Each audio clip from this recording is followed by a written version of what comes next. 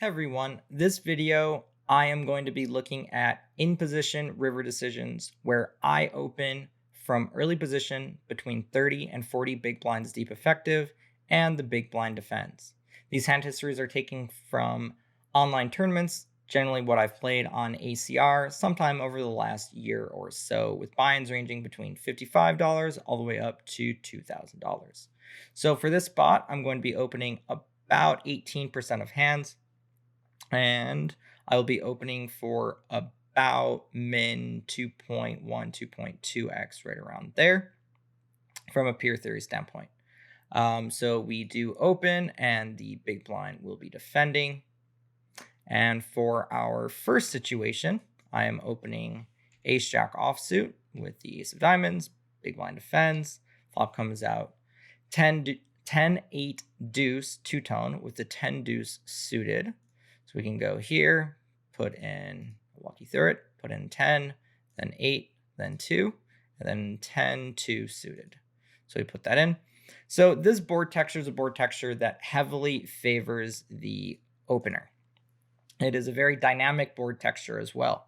The best hand possible changes on deuces, sixes, sevens, eights, nines, tens, jacks, and queens.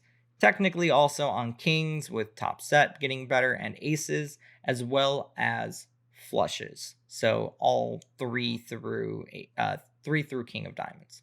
So the best hand possible changes on a lot of the deck, as well as this is a board texture that the big blind's defense range interacts really well with. They're going to have plenty of 10x, plenty of 8x. They're going to have hands like jack 9 offsuit, 9 7 offsuit. They're going to have queen jack off and queen 9 off. They get to have tons of different straight draws, tons of different flush draws, and then top and middling pair at really high frequencies as well. We get to turn a lot of our range, gets to turn equity on nines, tens, jacks, queens, kings, aces, and flush cards. So when that much of the deck is very good for us and is very, very good for us, this is a board texture that we're going to bet fairly frequently, and that we also get to choose somewhat large sizes on fairly often. So if we pull that up in RangeTrainer, we can see out of position here is just going to be pure checking. Even though it's a board texture the range interacts very well with, they're just at a very significant range disadvantage, as well as being out of position, both which are not very good here. So they do check. Now in position, as we get to see here, only checks back 8% of the time.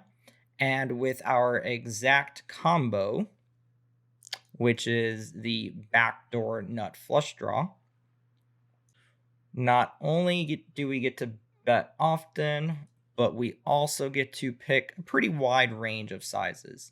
So with the backdoor nut flush draw, ace of clubs here, whether we have the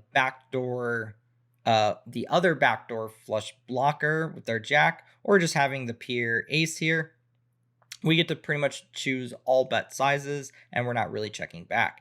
We get to bet 25% pot, 45% of the time, 2/3 pot, 31% of the time, and we get to bet pot 22% of the time.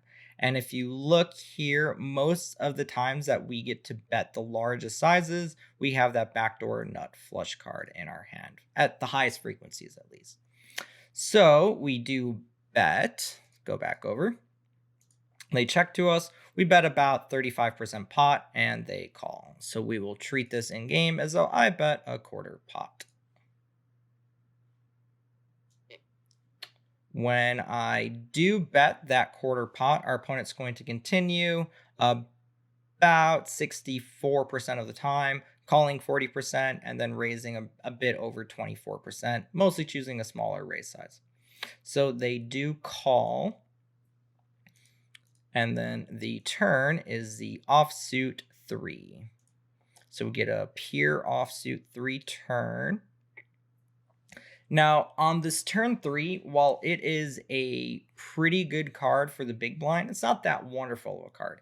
It's a pretty good card in the sense that it doesn't really hit the EP's range at all. However, it also doesn't really hit the big blind's defense range.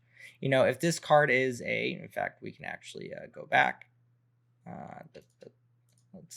If this card is instead a card like a 6, out of position gets to lead a lot more frequently. If it's a card that really, really, really connects with the big blind, they get to lead a lot more.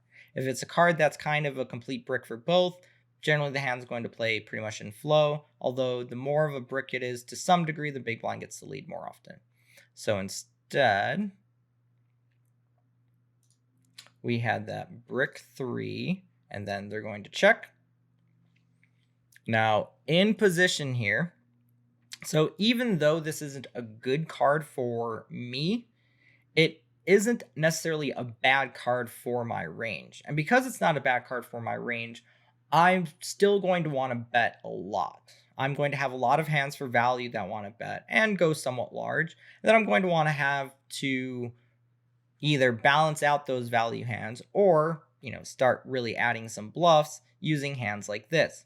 So if I'm using a hand like Ace Jack with that nut flush draw blocker, this hand's going to be a really, really, really good double barrel and can often be a really good triple barrel. Types of cards I'm really looking for in particular on the river to triple barrel are obviously going to be diamonds, nines, queens, kings in terms of bluffing, and then of course jacks and aces in terms of going for value.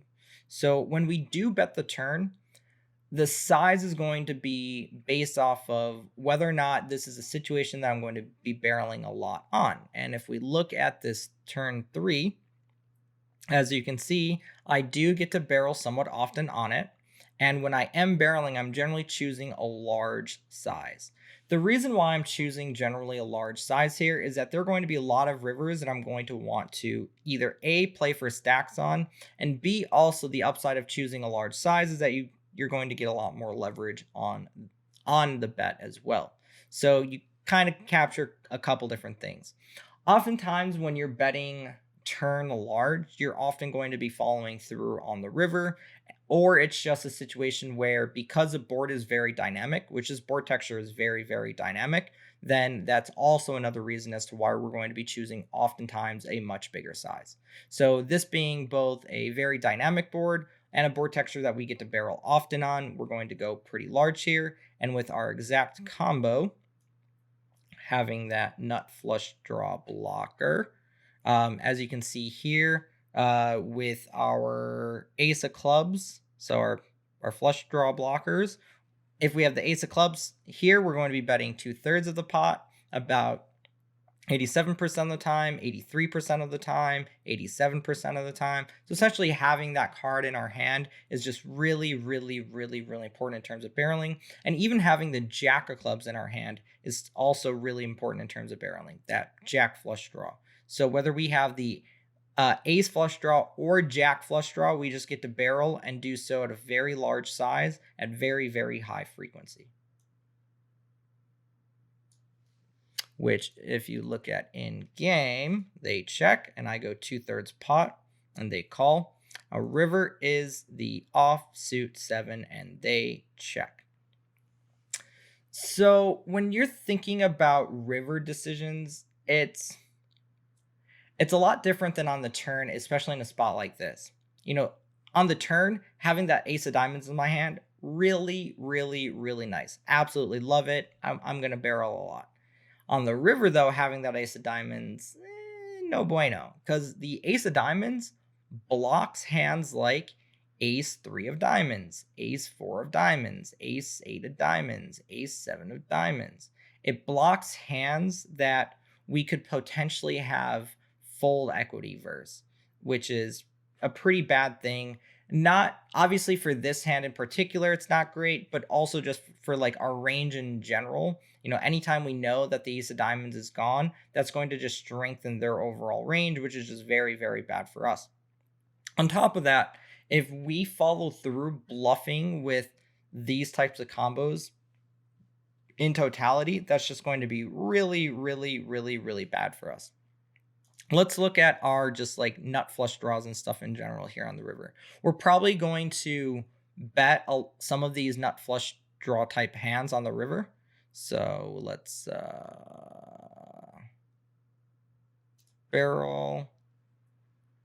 They call. River is at brick 7. They check, pure checking essentially. And let's look at the river. And if you see here, all of these like nut flush candidates are just pure checks. The only exception in here is the flush draw that also has the 9.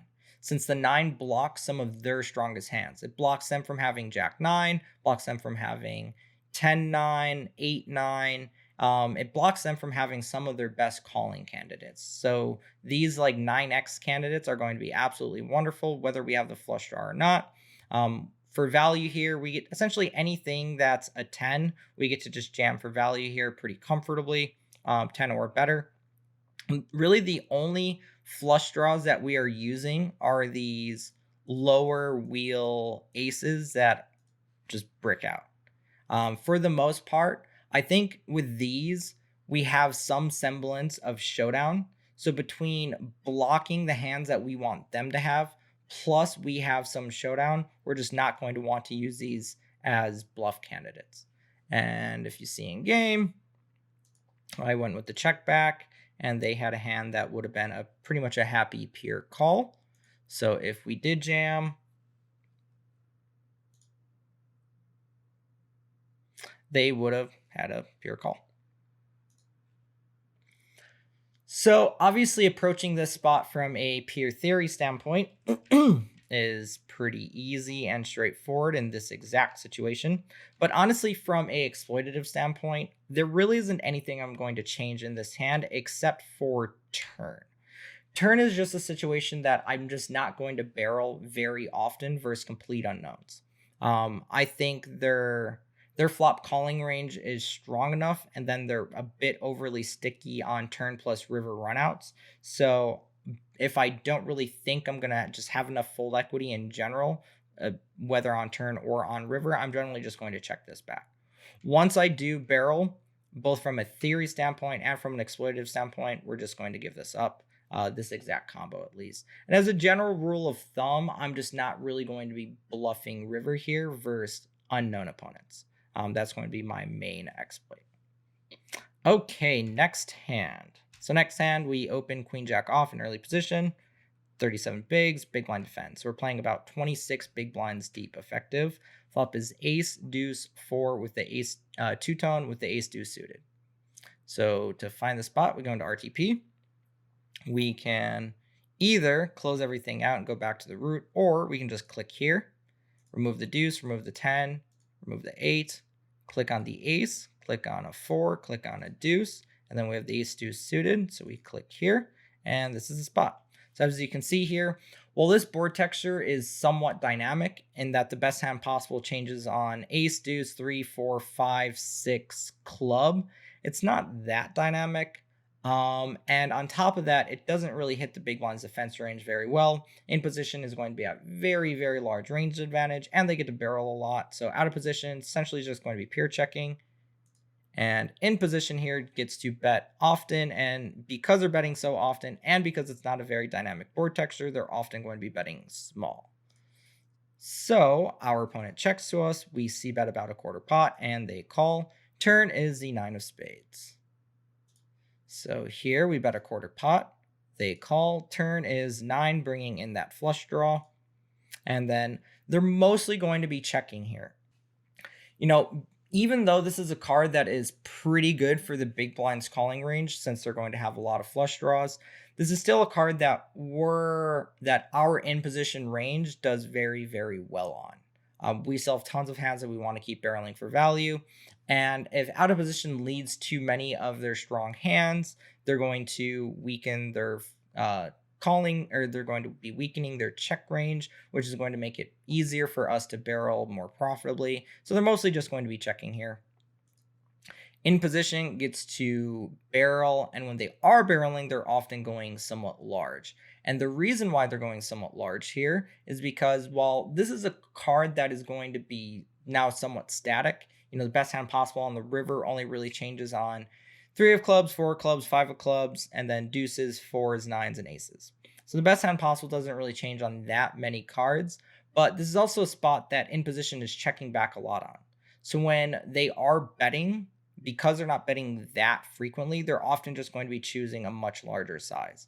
And with our exact combo, the queen of spades are in our hand, so that turn flush draw, we pull that up, you're going to see that I get to barrel it very, very, very often and choose a 2/3 pot size. So this queen flush draw, we're going 2/3 pot here, 61% of the time, 58% of the time, 61% of the time, even jack flush draw, 55% of the time, 60% of the time, 55% of the time. So having that club, that flush draw blocker, and having that added equity is just going to be a really good barrel hand for us. On top of that, we don't really have that much showdown with this hand after the flop. So it's just going to be a really, really good barrel candidate for those reasons.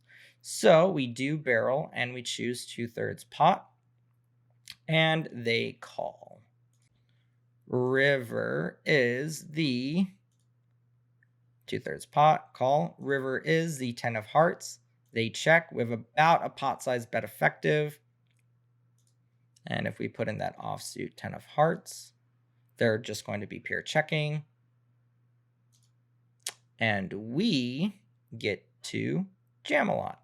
And let's look at our exact candidate here.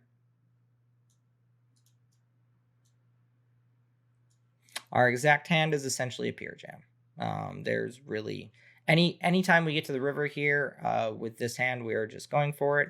And actually, if we look at it from if we show the actual frequency that we get to the river, we're getting to the river with this hand pretty often.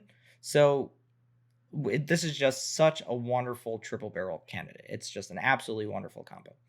The way that this spot is another spot that both from a theory and exploitative standpoint, I'm going to be playing pretty similarly. I'm going to be opening this pre-flop. I'm going to be c-betting flop for this quarter pot size. I'm going to be barreling this turn. Now, the only real difference between a theory approach for me here and an exploitative approach for me here is this turn, instead of going like 2/3 pot as a big size, I might actually just go like half pot or a little bit less versus a complete unknown. So for the most part, I like this barrel. And honestly, on the river, whether this is a theory spot or an exploit spot, I'm generally just going to be going for it here. I guess the only thing that might change this for me personally is in early stages of tournaments versus unknowns, I'm just going to be less likely to bluff here just because we don't have as much full equity. But as we get deeper and deeper into a tournament, whether our opponent is unknown or professional or just someone who plays really well, we're going to have a pretty easy jam. So follow through on the jam here. Unfortunately, they snapped it off. And their exact hand here on the river should be a pure call. So we go all in. And they just have a candidate that calls. Literally, when they get to river with this, they're just calling always. So they have a pretty easy decision on the river. Okay, let's look at the next spot. Next spot's going to be another ace-jack off spot. We open to 2.5x, big blind defends. Flop is king 9-6 rainbow. So we are going back to the flop. We are removing these. King 9-6, king 9-6 rainbow. Out of position here is just going to pure check. So this board texture is a very, very dynamic board texture. Best hand possible changes on 5, 6s, 7s, 8s, 9s, 10s, jacks, queens, kings, and technically aces. And not only is this board texture dynamic in the sense that a lot of turns change the best hand possible, it's also really dynamic for each player's range. The big blind's range can have the nuts on 5, 6s, 7, or the effective nuts often enough on 5, 6s, 7s, 8s, 9s, 10s, jacks, and queens. We can also, they hit full houses on kings as well. We also can have incredibly strong hands on 9s, 10s, jacks, queens, kings, aces. So this is a very dynamic board that hits both players' ranges pretty hard. Because of that, if we look at this, out of position is mostly just going to be checking. Even though the range connects pretty well with it, they're still out of position and, most importantly, at a pretty significant range disadvantage. So they're mostly just going to be checking here. In position gets to bet every option and gets to do so essentially always. Essentially checking back only 0.3% of the time. Now, the reason why they're checking back so rarely is because of how dynamic of a texture it is and how often they're going to be at a pretty significant range advantage on a very large majority of turn cards are just going to be incredibly good for them. So generally, the better the board texture is for in position, the more frequently they get to bet it. The more frequently they get to barrel, more often they get to choose larger sizes. So this board texture in which we're going to be barreling turn fairly large pretty often on, not only do we get to bet very frequently, but we also sometimes get to pick some pretty big sizes here. Picking pot 18% of the time, picking 2/3 pot 44% of the time. So we're going 2/3 pot or bigger 63% of the time, which is pretty crazy here. So let's look at what I decided to do in game. Looks like I went for a half pot bet. We're going to treat this as though I bet somewhat large. I would say that from a exploitative standpoint, this is kind of like my big bet. But if I thought this opponent was a very good reg, I would certainly choose a larger size than this. So we do bet somewhat big, although downsizing slightly, and our opponent calls. So we bet somewhat big, they call. Turn is the Badoogie 5 or Rainbow 5. Rainbow 5, they're mostly going to be checking. So I was actually kind of surprised when I saw this. I would have expected the 5 that they get to lead very often on it. It's a very, very good card for them. They now have 16 combos of the nuts. They also have 6-5 off, 9-5 suited, King 5 suited. I guess they don't have a lot of 2 pairs on this card. So let's actually change the 5 to a 7 or an 8. So we're going to see that the 5 is a pretty good card for them, but on the turn 7, they're going to lead a lot more often. Only a little more often. See, now this is really surprising too. I would have assumed that the turn 7 or the turn 8, they lead more often just because they have a lot more 2-pair combos and similar amounts of straight combos, but I guess they're just not leading as frequently on here. Anyways, back to this 5 of spades, enough nerding out. So they check majority of the time, which isn't that shocking, but I just would have assumed that they would have led more frequently. And then in position here. So we are often checking, and because we're so often checking, and because this card does connect with the big blinds range pretty well, when we bet, we're mostly choosing a large size. And so they do check. And if we look at our exact combination here,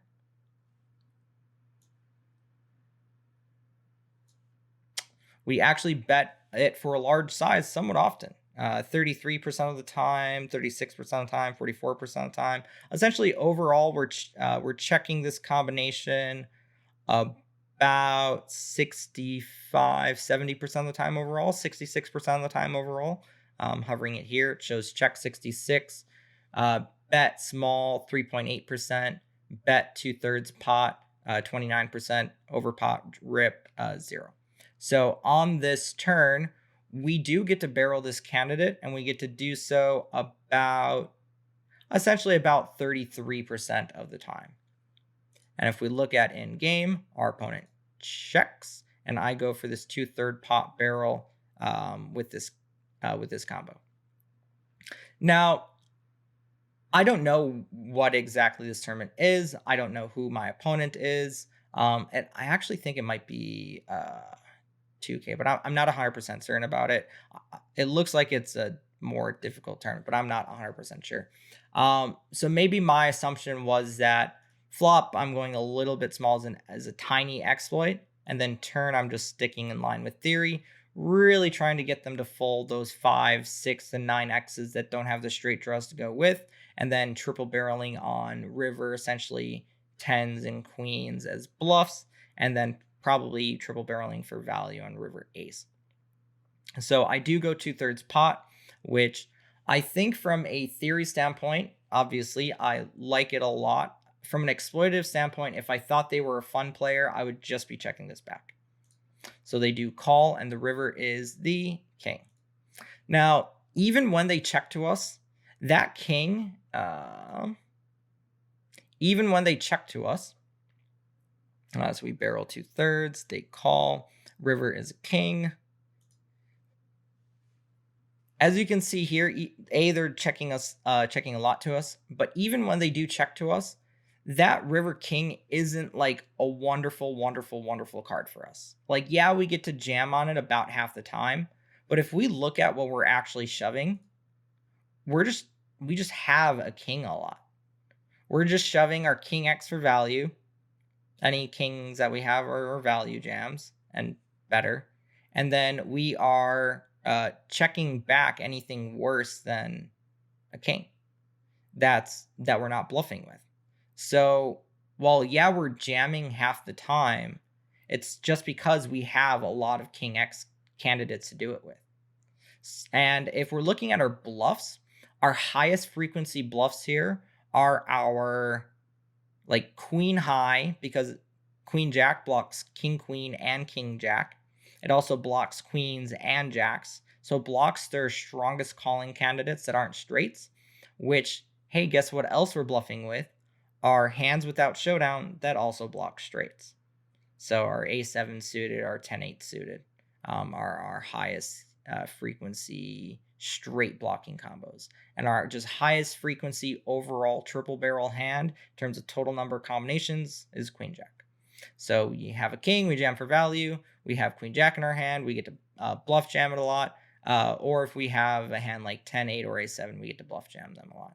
And if we look at this ace jack here, which is our exact hand, it's not really a hand we want to follow through on. So here we're just pure checking it back, which I like from of course, from a theory standpoint, but I also like it from an exploitative standpoint. So, and a nice little check back by us. Okay, our final hand, pocket sevens in a position on 30 big blinds.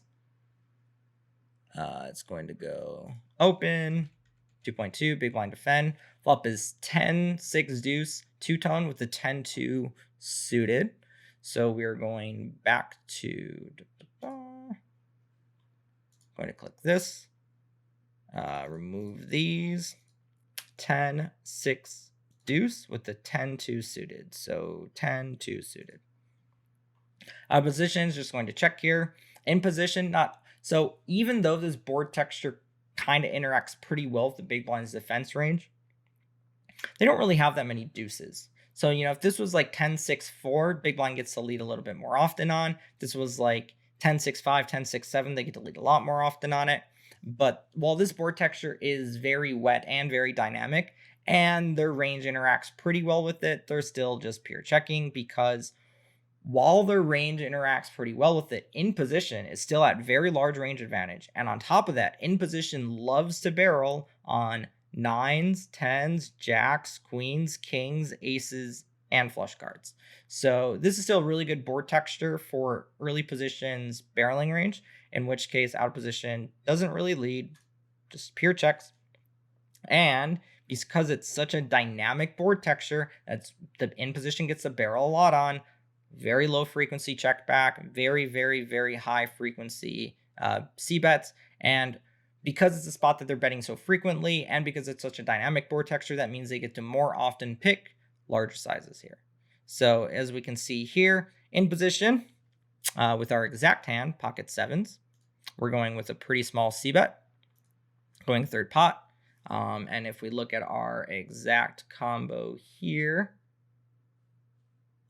let me re-show I will show y'all quick the out of position. As you can see, just pure check, check, check, check, check, check, check, check.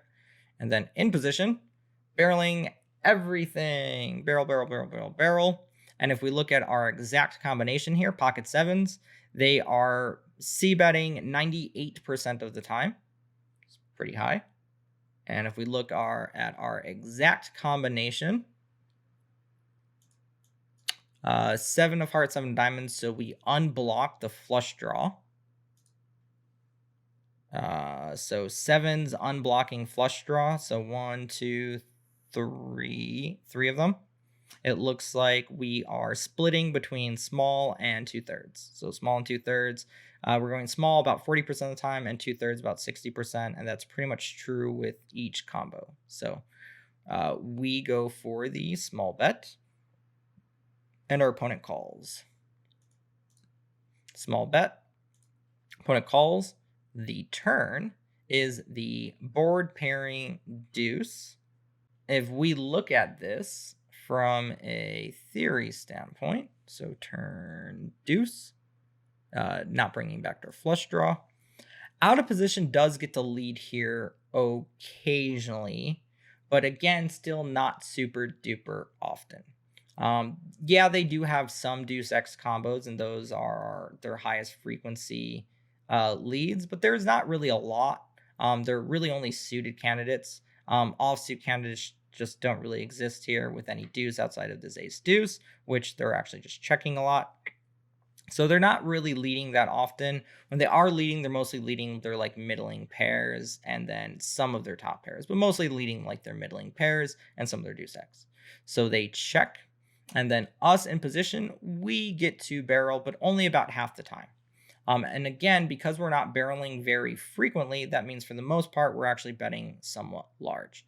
And this is actually the mistake that I made in game here, is I was correct in thinking that this is a barrel, since we can get called by 6x, we can get called by flush draws, we could even maybe get called by like 8-9 or 9-7, 7-8. So there are like, and also we could get called by some ace high candidates as well, like ace queen, ace jack, maybe even an ace 9 type hand. So we can get called by plenty of worse hands, and I was aware of that, and I did bet it for value. But I think both from an exploitative standpoint and from a theory standpoint that I just need to go larger than this 1/3 pot, which if we look at our exact hand,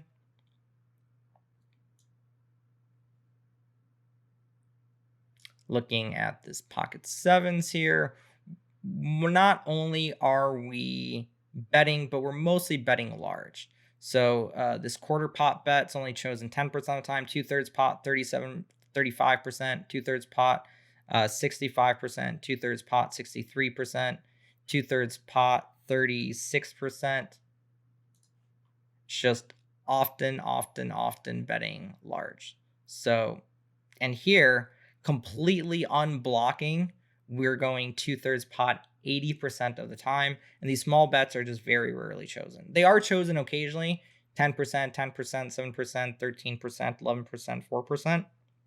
But really, you're just barreling in position and doing so very frequently. And if we look at the sell, you can see it's checking back only 60% of the time. It's betting small 10%, and it's barreling 51%. So when you do bet this, you should just be going large the vast majority of the time. However, I in game bet small, and our opponent called. I bet small, they called. River was a 6 of spades. This is essentially the worst card in the deck for us, so 6 with the flush draw getting there. And out of position, oh boy, they get to lead a lot. Out of position here is leading 37% of the time. And if you actually look at it from a proportional standpoint, yeah, they get to just lead a ton. They just have lots of flushes, lots of sixes. They have plenty of hands that like completely brick out that also want to lead. So they get to lead a lot. However, when they do check to us, which is what happened in game, we actually get to bet somewhat often. However, our exact hand here is just a pure check back. So types of hands that we are betting ourselves, I'm actually just kind of curious about this. So aces we get to go for value with, which is nice because they're leading a lot of their 6x. Our ace 10 we get to go for value with. Types of bluffs we're using are like king jack with a flush card blocker for the most part, but even without it, just likes bluffing king jack, likes bluffing king jack, likes going for value here. Yeah, so it's mostly using king jack as our highest frequency bluff, which makes a lot of sense, as well as using some queen jack off, and then going for value, essentially ace 10 plus, it looks like. So nothing really too shocking here. And when we are going for value, it looks like we are either potting or jamming, doing either or. Looks like pretty often across the board. Okay, well, I hope that this video helps you have a better understanding and approach for early position opens versus big blind defends, playing every street, but really focusing on rivers. Try my best to focus this between theory and exploitative discussion and standpoint, and I hope that mixing this video like that really helps you understand each of these situations just much more thoroughly, both from a theory standpoint and from a real world example standpoint. Thank you very much for watching. Best of luck at the tables.